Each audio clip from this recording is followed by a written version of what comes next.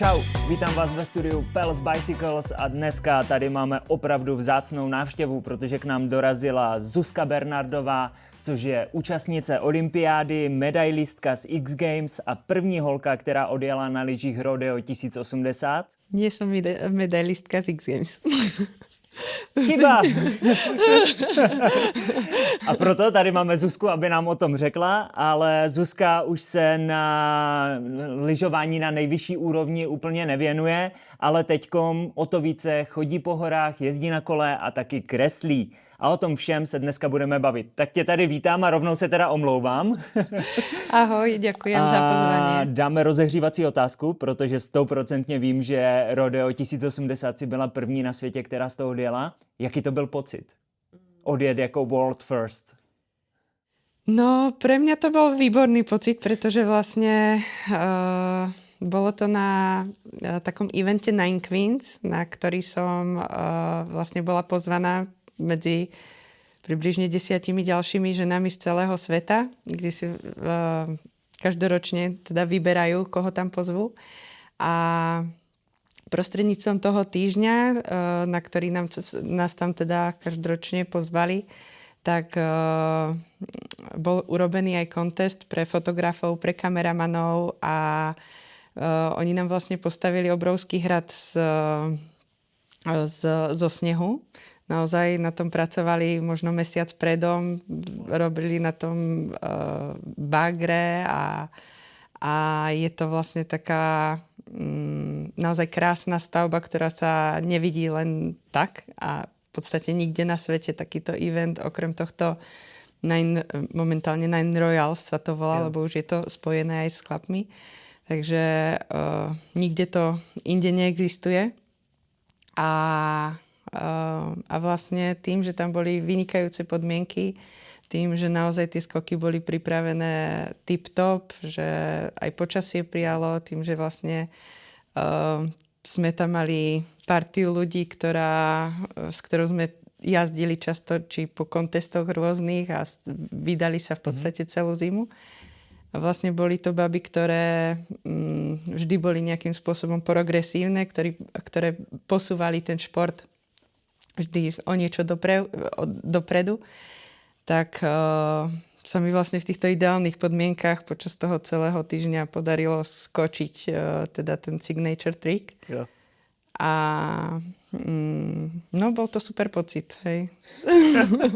Pojďme se vrátit k tomu, než se dostaneme ke spoustě otázkám, co na tebe fakt mám, co se týče toho freeskiingu a freestyle skiingu, tak jak jsi to měla se sportem v dětství?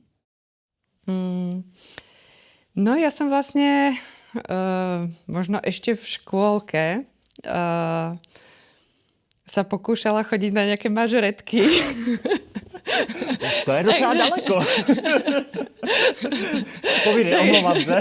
Takže to bolo tak akože, to bolo také celé, čo si pamätám a potom vlastne som vždy bol ten športovec v našej rodine, môj brat, ktorý vlastne sa venoval aj lyžovaniu, chodil na lyžiarske a my, alebo teda ja s rodičmi, vlastne sme ho chodili skôr podporovať, či na hokej, alebo teda na tie lyžiarske súťaže. Takže chodila som skôr ako taký amatér niekde s rodičmi po okolitých zjazdovkách. A vlastne potom som sa prihlásila na aranžovanie kvetín, takže vôbec som so športom v podstate nemala také akože profesionálne, alebo že by ma to nejak... Teda od nejakej 7. triedy som začala hrávať volejbal za Liptovských Hrádok. A tým, že som tam prišla už ako siedmačka na základnej škole, tak baby, ktoré tam boli samozrejme predo mnou, tak hrávali na naozaj tej základnej šestke. A ja som hrávala na pozícii libera a vždy ma brávali iba tak ako na posledný bod, hej, že ma tam dávali ako na posledné body. A to ma vlastne až tak nebavilo stráviť ten víkend tým, že precestujem celý deň a vlastne ani si nezahrám, áno, a že teda som tam bola naozaj na pár minút na ihrisku, tak som potom trénerke povedala, že teda volejbal budem rada hrávať, ale že ma nebaví jazdiť po súťažiach s nimi. A vlastne ona mi povedala vtedy, že som akože, že čo to má byť, hej?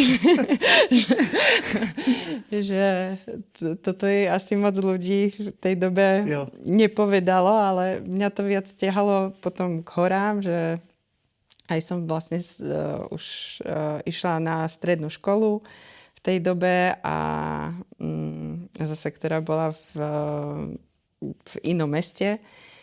Takže už sa mi to komplikovalo aj s dochádzaním, s cestovaním, aj na ten volejbal. A nakoniec som si povedala, že vlastne ma baví viac tráviť ten čas na horách, na svahu. A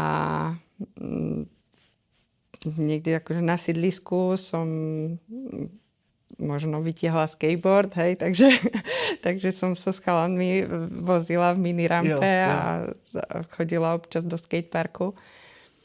A vlastne ma potom síce aj brat najskôr doviezol do snowparku, ale práve aj s touto partiou snowboardistov a skejťakov, ktorí chodili do snowparku, ktorí tam vlastne trávili veľa času, tak ma to tam s nimi bavilo, čiže som sa vlastne potom tak nejako prirodzene dostala k lyžiam a trávením. A tady k tomu. Tam. Takže tam se zrodila jako ta touha nějak jako lyžovat na nějaké úrovni, jo, v tomhle tom?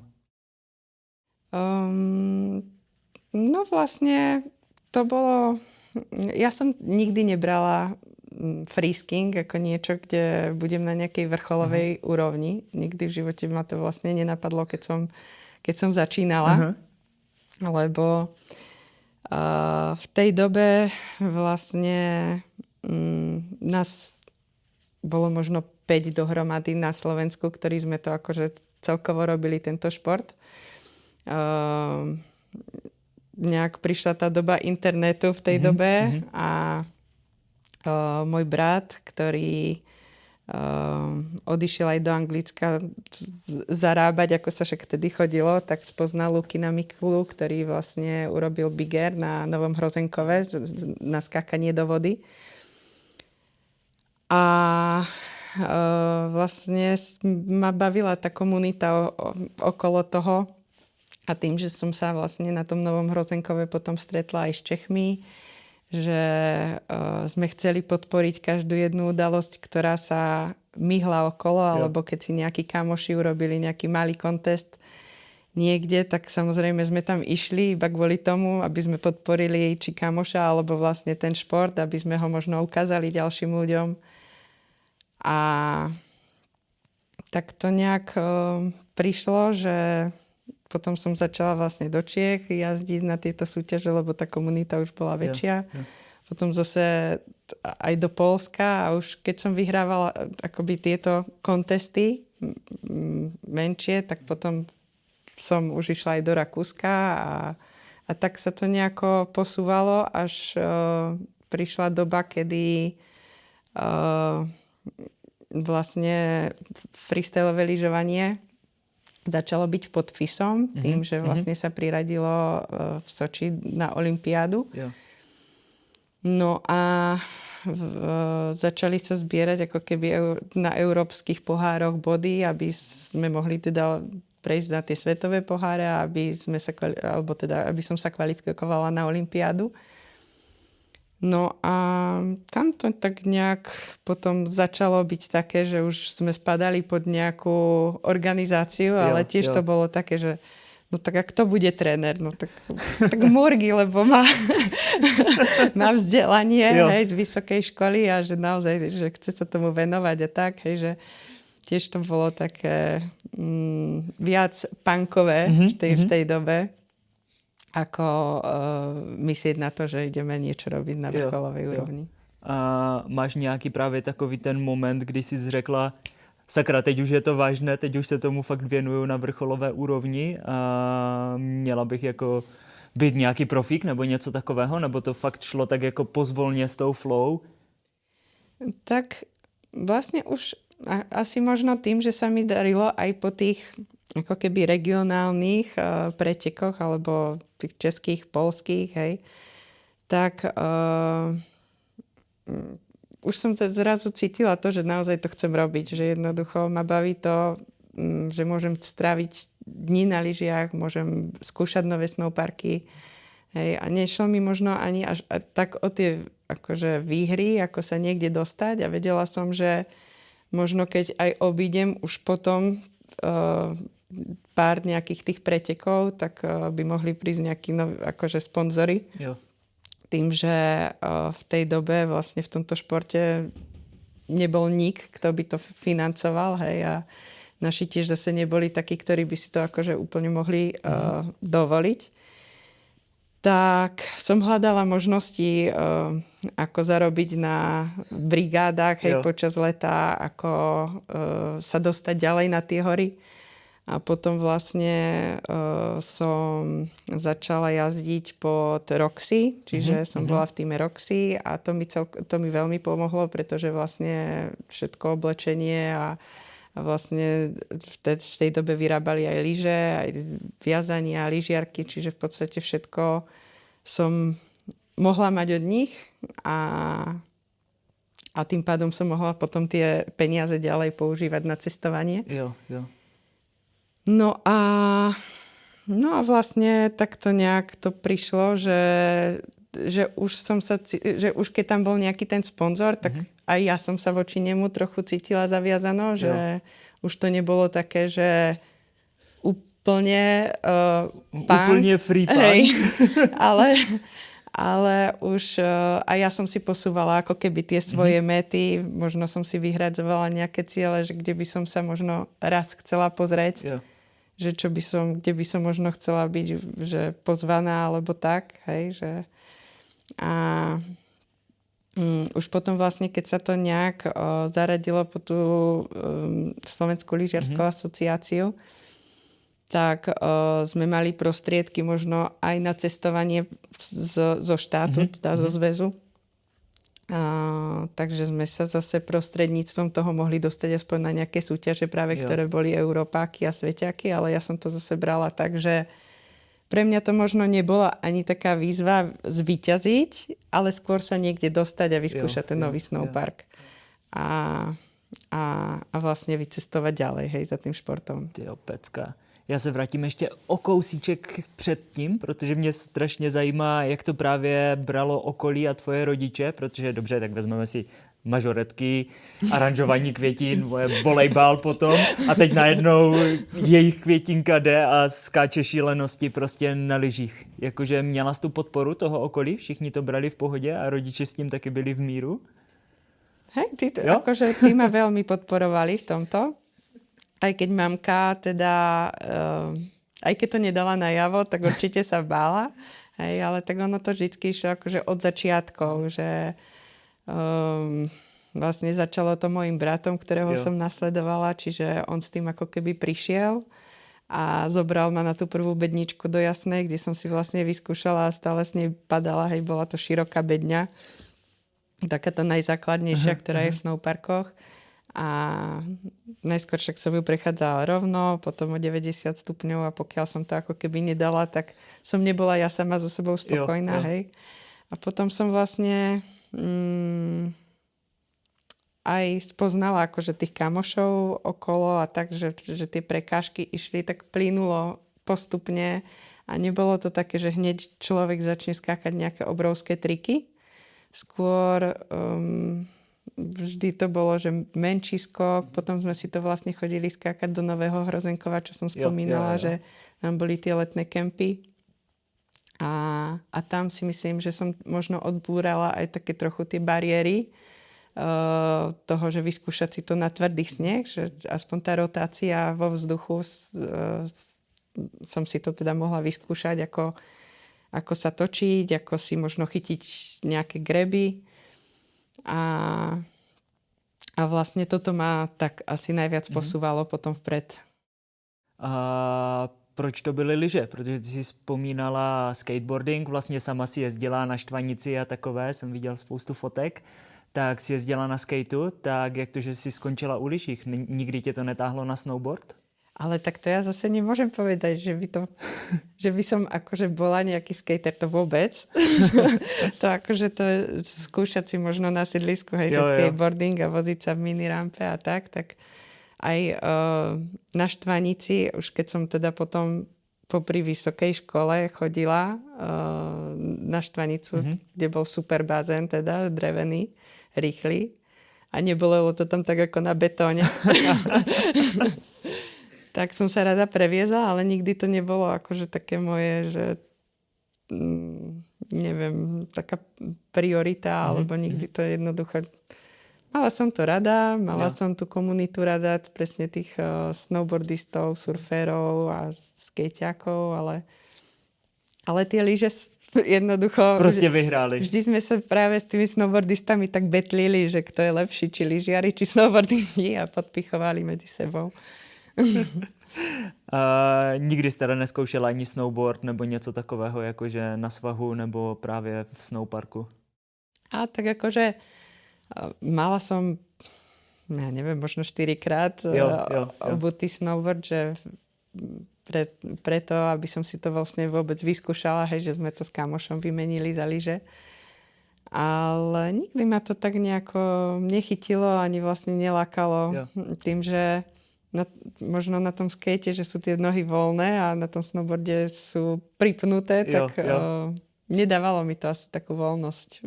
Aj vlastne možno tie lyže majú viac variácií, kadejakých trikov, že dajú sa rôzne chytať, prekrižovať a možno viac vecí s nimi robiť, že toto ma tak viac možno lákalo. Jo, taky člověk může takhle dát lyžu přes lyžu a spadnout dopředu. Zkoušel jsem teď jako skialpinismus 5 let a vrátil jsem se ke splitu, takže... Ale pravím, že nikdy som nebola ako keby snowboardista, tak to je možno tým, hej, že keby som možno od malička snowboardovala, tak by to tiež bolo iné. To je jako určitě. Já mám ještě jednu otázku, než se kousek posunem. Jak si to měla se strachem? Protože přece jenom ty slopestyleové překážky jsou to prostě stěny. Ty už si vzpomínala ten hrad na tom Nines Queen se to jmenovalo. Tak jak si to měla se strachem, když najíždíš na takové šílenosti? No ja som si to užívala. Jsem viděl ty oči a říkal jsem si, strach a peníze jsem nikdy neměla, takže v pohodě. Nie, ale tak vlastne mne sa asi vždycky skákali lepšie tie väčšie skoky, lebo človek sa tak akože preletel, hej? Že naozaj ten airtime, ten čas vo vzduchu som si mohla užiť. Aj keď zase potom už na extrémne veľké skoky nemôžem povedať, že by som nemala rešpekt pred tým, alebo tak, to určite áno.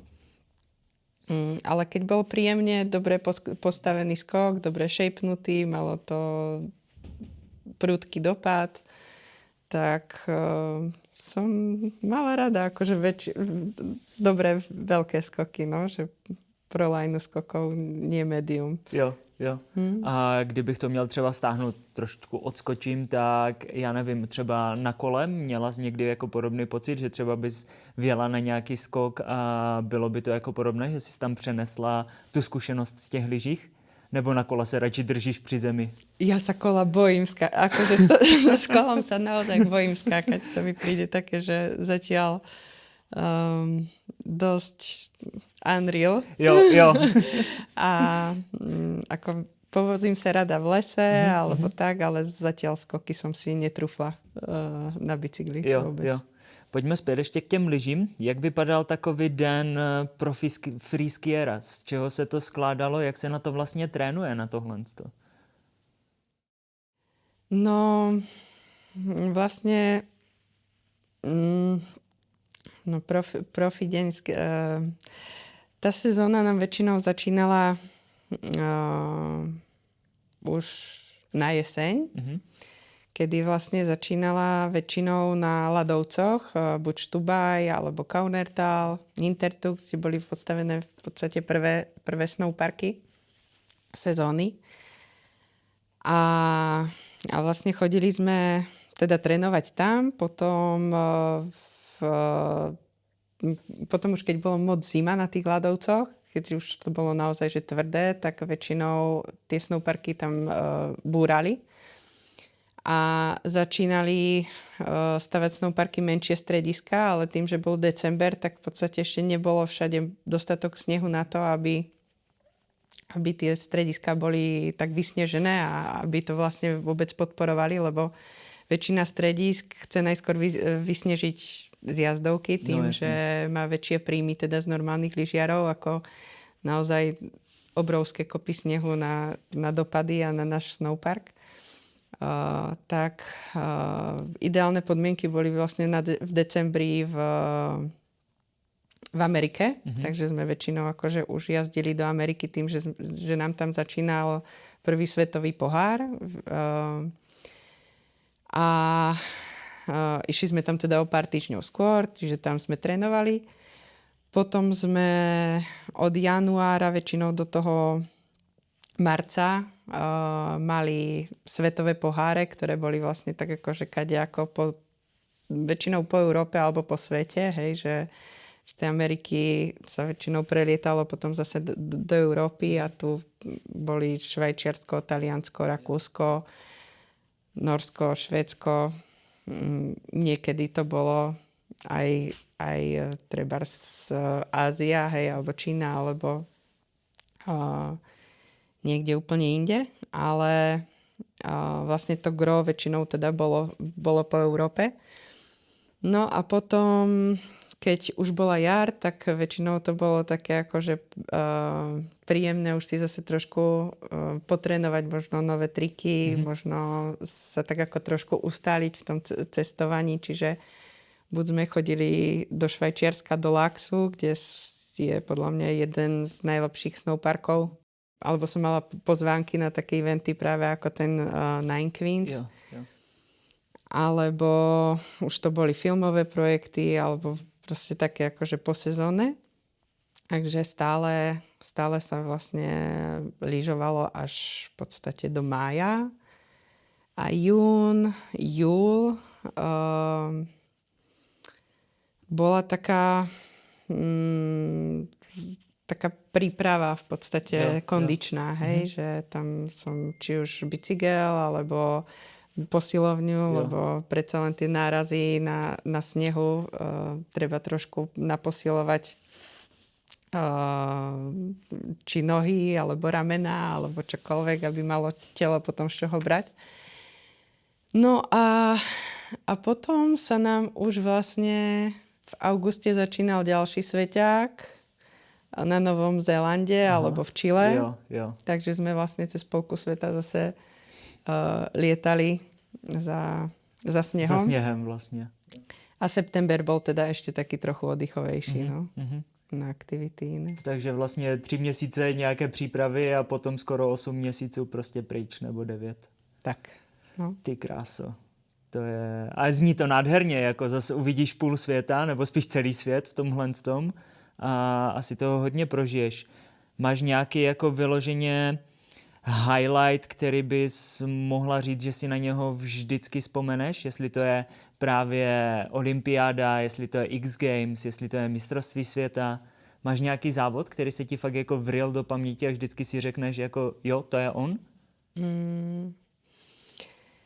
No tak ako si tu spomínal, hej, že pre mňa vždy ako možno aj tie začiatky, ktoré som mala tak dúfajúc, že sa niekde možno človek dostane pri tej prvej bedničke, tak vtedy som si vlastne akože vravela, že dostať sa niekedy možno na X Games by bolo pre mňa úplný vrchol a strop kariéry, hej. A vlastne takže to prišlo a pozvali ma do Nórska na disciplínu Big Air, takže vlastne nám postavili obrovskú konštrukciu. Bolo to na takom parkovisku pri mori a bolo to fakt, že sme sa tam akože vozili výťahom na tú konštrukciu a celá tá atmosféra vlastne toho preteku, toho X Games, že som sa mohla zúčastniť vôbec toho, tak to je taký pre mňa ako príjemný pretek alebo príjemná spomienka. Ale aj aj olympiáda v Soči, hej, že keď si spomeniem, aké to tam vlastne celé bolo a akú cestu sme tam merali preto, že sme museli teda obchádzať tie sveťáky a celkovo tá atmosféra toho Ruska a celkovo, čo sa tam vlastne akože okolo toho robilo, tým, že som vlastne na olympiáde bola prvýkrát, tak som nevedela, čo od toho ako keby očakávať. A asi na tú olympiádu sa chodí pre tú atmosféru, alebo diváci si tam možno idú pre tú atmosféru. Hej, takže toto tam bolo také možno neopakovateľné, že naozaj plné tribúny ľudí a vlastne tí Rusi, čo tam dokázali kvôli tomu vystaviť všetko, diaľnice, a keď sme tam vlastne prichádzali my ešte akože na tú olympiádu, tak sme cestou z letiska z autobusu videli, ako zrazu v tých obrovských hoteloch, ktoré boli pod strediskom, prestierajú koberce ešte v hoteloch, lebo boli vlastne novo vybudované. A vlastne kadejaké opatrenia, ktoré kvôli tomu robili, akými skendrami sme museli prejsť, hej, a čo všetko sa tam kvôli tomu dialo. Tým, že je to možno teraz aj prázdne, tak asi toto mi tak... Alebo práve ten Nine Queens, ktorý práve má ten obrovský hrad a každoročne je iný. Každoročne to vlastne obmieniajú. Dokonca myslím, že tento rok to robia v Japonsku. Že ako po minulé roky to bývalo väčšinou buď Rakúsko alebo Taliansko. A väčšinou to vždy vyberali na inom mieste, aby mali možno aj iné fotky, iné či už iný snowpark, alebo teda iný ten background za tým. Jo. Ale asi aj tie akože svetové poháre majú niečo do seba, hej? Že každý jeden, ja neviem, možno taký, že prvé majstrovstvá sveta niekde v Norsku boli, tak tam, akože tam postavili taký nezmyselný skok obrovský, ktorý fakt, že mal 20 metrov.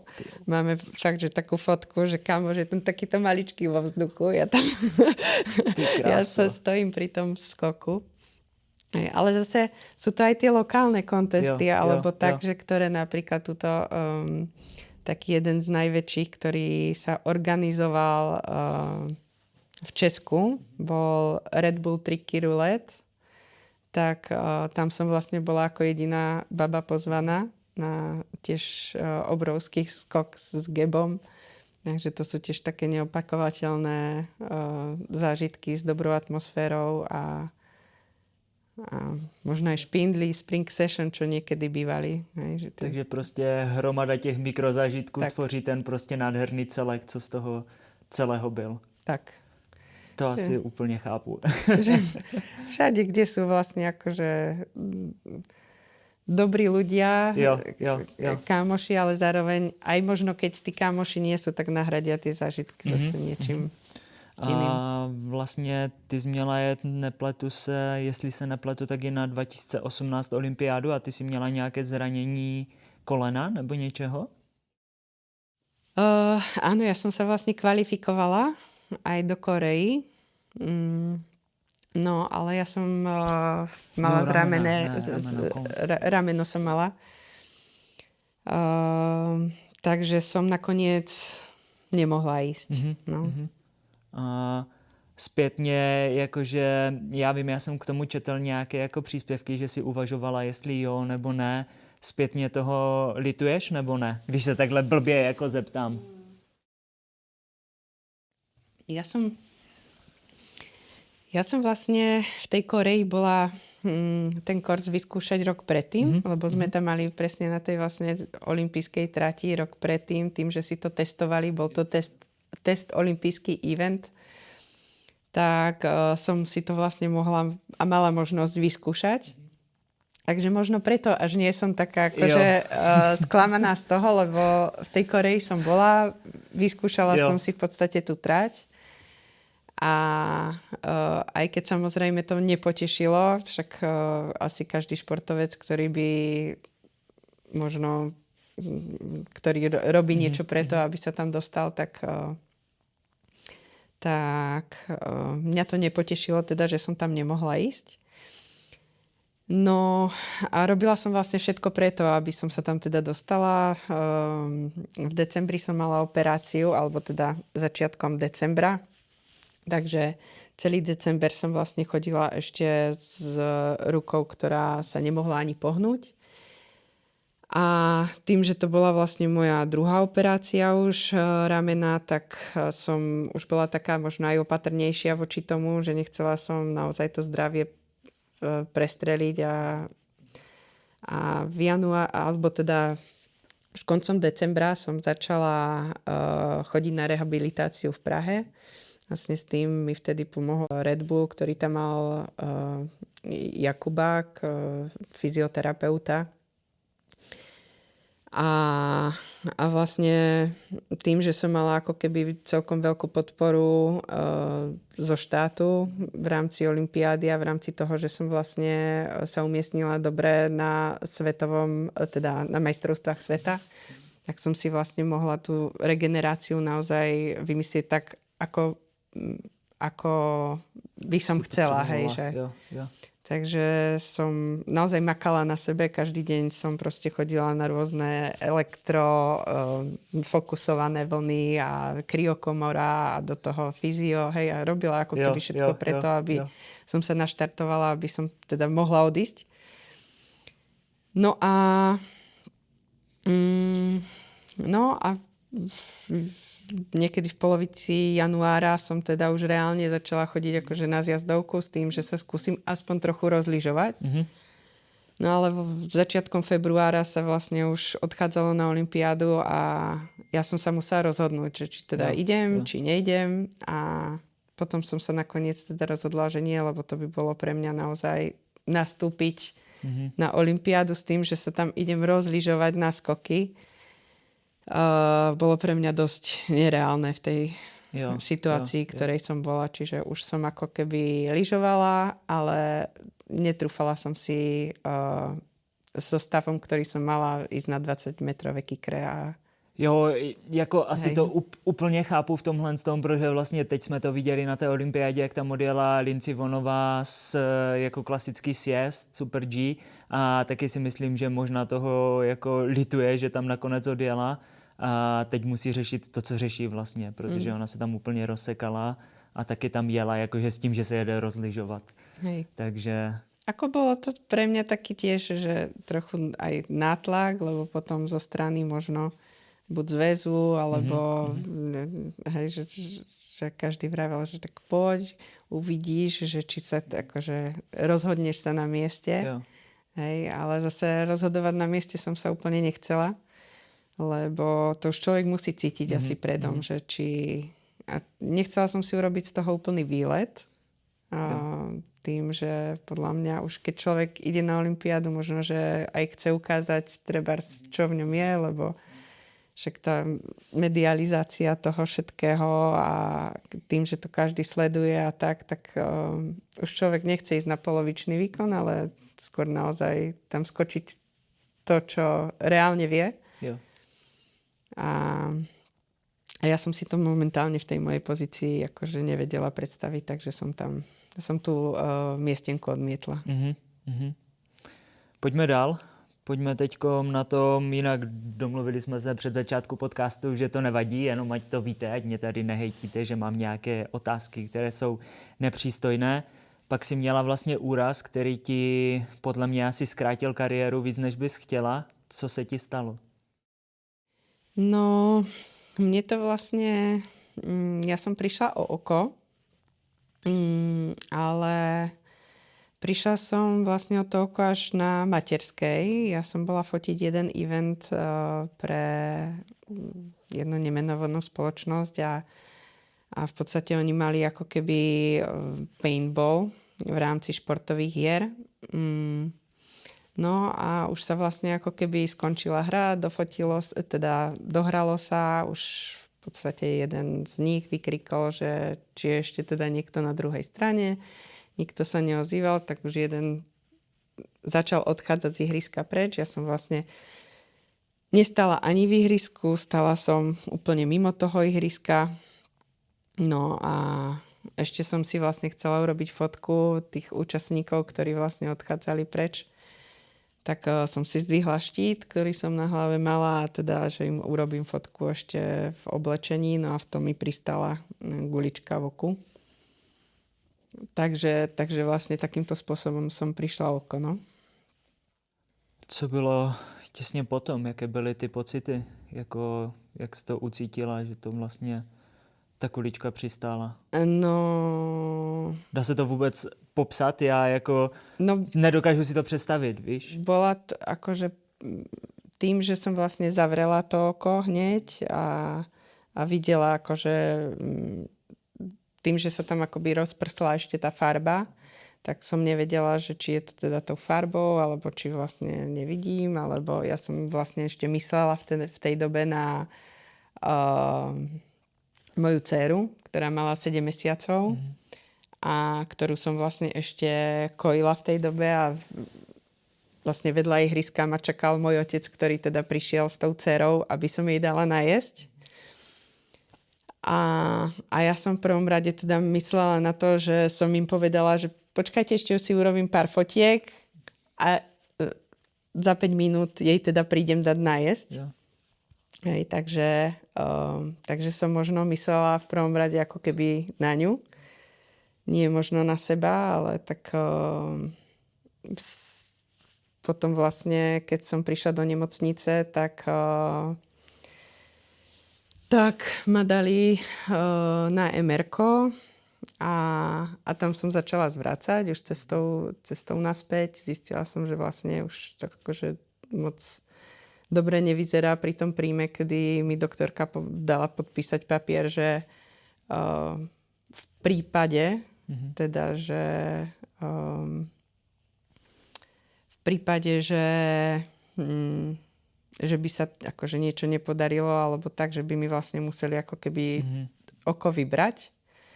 Hej, tak vtedy som si vlastne už povedala, že to je asi vážne, že to už proste nie je fajn.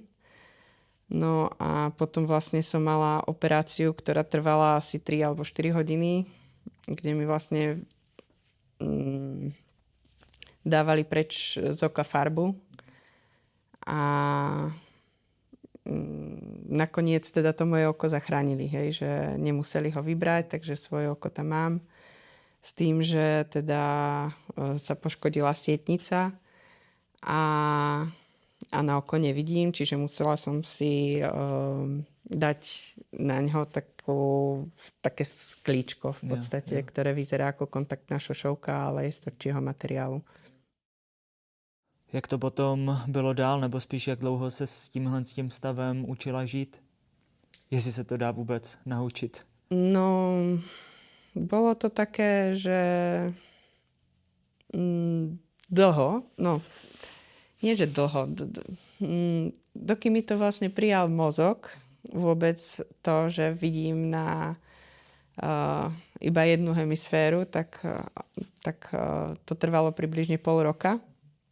A bolo to asi nepríjemné v tom, že často som mala závrate, často sa mi chcelo zvracať, často som jednoducho nemohla príjmať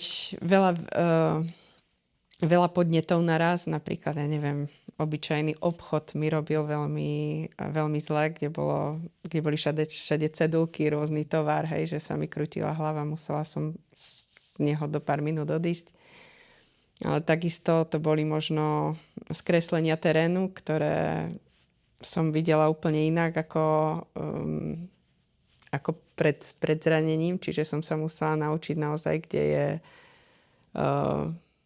Niekde som videla hrb, tam, kde nebol. Niekde som nevedela odhadnúť vzdialenosť, či už kroku, alebo možno nejakého vzdialeného predmetu, najmä tomu z karafy vodu, keď som liala do pohára a tak. Takže bolo to o tom asi to trénovať, nacvičiť, aby sa vlastne ten mozog nejakým spôsobom pretransformoval na to jedno oko a teraz už vlastne to možno ani nevnímam. Hej, že vnímam to tým, že musím sa obzerať a ten zorný uhol je menší, teda na tom jednom oku.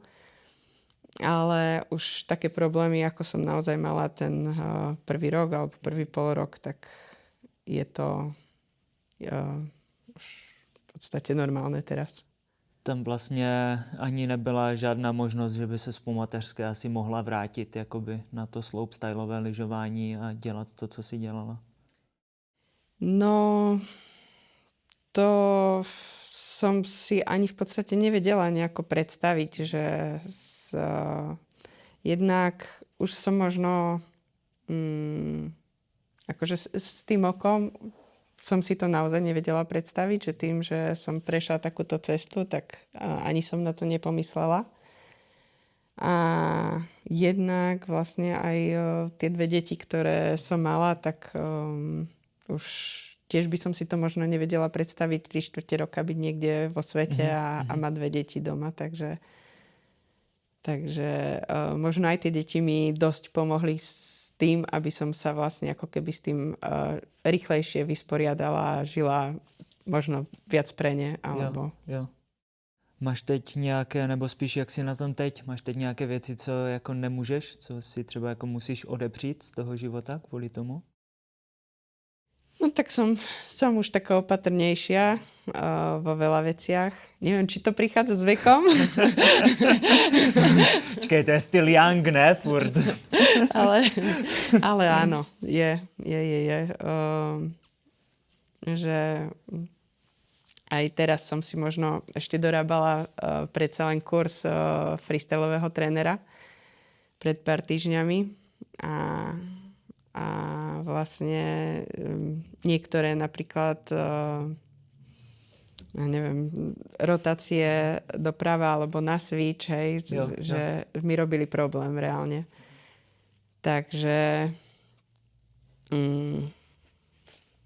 áno, nájdu sa tam aj veci, na ktoré som opatrnejšia určite a pri ktorých si musím dávať pozor, alebo možno pri šoferovaní, že keď odbočujem na diaľničný pruh, hej, tak v podstate túto stranu nevidím, čiže vždycky sa naozaj musím reálne otočiť a dávať zvýšený pozor na to, aby som či už chodcov na ceste, alebo kohokoľvek, musím na to dbať. Jo. Já jsem na tohle strašná citlivka, takže jsem to s tebou prožíval, když jsem tvořil ty otázky furt dookola, protože o tom je strašně hodně. Většinu času se na tuhle otázku ptám úplně na konci podcastu, kde ještě úplně nejsme a rád bych se tě zeptal, jestli máš nějaký vzkaz pro lidi, co třeba prožívají to samé, mají nějaké takovéhle trable v životě, jestli máš nějaké moudro, které bys dokázala takhle jim předat. Neviem, iba asi myslieť pozitívne, že ľudia sú na tom ešte niekedy horšie ako my sami a jednoducho treba žiť s tým, čo máme. No. Pracovat s tím, co máme a jet dál. Pojďme na to veselé teďkom. Čemu se aktuálně teďkom věnuješ? Protože jsem koukal, že vlastně maluješ, což ty obrazy máš nádherné. Právě jezdíš na kole, pořádáš kurzy, teď jsi teda dodělala toho trenéra a máte tu školu vlastně Move Up, což je škola pro děti, co se učí na lyžích plus ještě angličtina, že? No, není to škola, sú to kempy. Kempy. Teraz vlastne najbližší bude na Ladovci, na Kaprune. V čase veľkonočných sviatkov vlastne teraz organizujeme jeden kemp. A ako si hovoril, áno, urobili sme to vlastne ešte v spolupráci so Štepánkou Tošovskou a Jankou Kusou, ktoré sú... Štepánka je veľmi šikovná na techniku lyžovania. Je super trénerka, ktorá vie naozaj veľmi dobre poradiť. Potom tam máme Janku Kusu, ktorá vie všetky vekové úrovne angličtiny zaujať a naozaj je lektorka s veľkým L, lebo ona vlastne v bežnom živote už teraz rieši sudcovskú angličtinu a je dokonca vynikajúca lektorka jogy. Takže potom som tam teda ja za freestyleové lyžovanie a vlastne aj tento kurz som si teraz dorábala kvôli tomu, aby som teda nielen z toho jazdeckého hľadiska, ale naozaj z toho, že tým deťom dokážem reálne poradiť v tom, tak. Takže toto. No a teraz vlastne ako si hovoril, sa venujem obrazom. To ma veľmi chytilo. To je taká moja srdcovka, ktorú mám nie iba rada, ale tak sa v tom akože vidím, realizujem a mám rada, keď môžem priamo ľuďom vlastne na mieru do interiéru namalovať obraz s tým, aby bol nejakým spôsobom či už farebne doladený k ním, ale zároveň aj kontrastný. Alebo možno im priniesol domov nejaké miesto, ktoré majú radi. A urobiť to vlastne ako keby tým môjim štýlom, čiže vlastne je to ako keby taký môj štýl, ktorý sa prelína s niečím, čo tých ľudí, alebo teda čo tým ľuďom visí na stene a z čoho môžu mať radosť, tak to ma veľmi teší, keď to takto môžem sklobiť a malovať. Já jsem se začal totiž usmívat už předtím, jak si říkala totiž o těch mažoretkách a o těch kytkách, tak jsem si říkal, přece jenom ta umělecká duše se přenesla do toho malování, víš? No. Takže někde se to muselo ukázat tohle, to nemohlo to být jenom u sportu. Ale tak ja som zase študovala strednú školu fotografickú, takže ja som vlastne, mám vyštudovanú fotografiu, do toho som potom vlastne odišla ešte na vyššiu odbornú školu umení a reklamy v Prahe. Takže tam som vlastne tiež študovala reklamnú fotografiu, tam som v tom pokračovala ďalšie 3 roky. Potom som teda prestúpila na Komenskú univerzitu ešte, na bakalára, ale to už v takej mediálnej sfére. Ale že vlastne či tá stredná alebo tá vyššia odborná škola, tak boli školy, ktoré boli vyslovene umelecké, hej, a tam sme mali ateliéry, tam sme mali jednoducho predmety, ktoré ja som mala veľmi rada, hej, že aj pri výbere školy, už keď som sa rozhodovala, tak som si vravela, tak idem, ja neviem, na hotelovú akadémiu, kde idú moji kamoši, alebo idem jednoducho robiť niečo, čo ma baví. Hej, takže vlastne tam sme už mali veľa hodín, možno ateliéru a tak, že takže tak som sa nejak k tomu dopracovala, dostala a vlastne tieto obrazy, ktoré som začala robiť, tak boli počas covidovej doby, kedy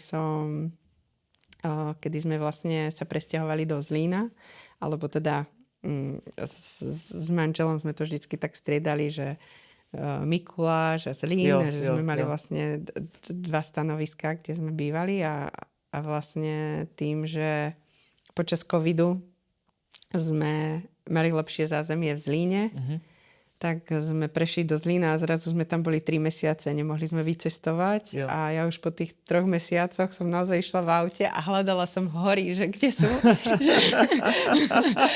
V tom Zlíne je to pruser, že? Tam jenom ty malé vrchovinky. Doteraz si pamätám, že išla som na pump track, že na longboarde sa povoziť a vravím si, že a kde sú tie hory, že úplne mi chýbajú. No a vlastne vtedy sme potrebovali obraz do jedálne a tak som si povedala, že teda teraz je ten čas, kedy si ho idem namalovať, lebo už som ho mala v merku nejakú dobu. No a tak sa to nejako začalo, že potom som to dala vlastne na internet, na sociálne siete, hej, že malo to celkom úspech. Tak som si povedala, že tak ľuďom sa to asi páči, tak som potom začala vlastne tak nejako malovať ďalší a ďalší. A vlastně už si měla i vernisáž, ne? Jednu. Nebo jednu, co jsem zaznamenal teď. Áno, ešte je to stále vlastne prebieha na No. hoteli Liptovský Ano, Jan. ano, Niekto, ak chcete, môžete sa tam ísť pozrieť. Tak jestli pojedete na Velikonoce, tak můžete na Slovensku se podívat na vernisaž. A mě ještě zajímalo, jak jsi řekla s tím, že vlastně jako fotíš a takové, to jsem věděl. Kecaš někdy Martinovi do práce?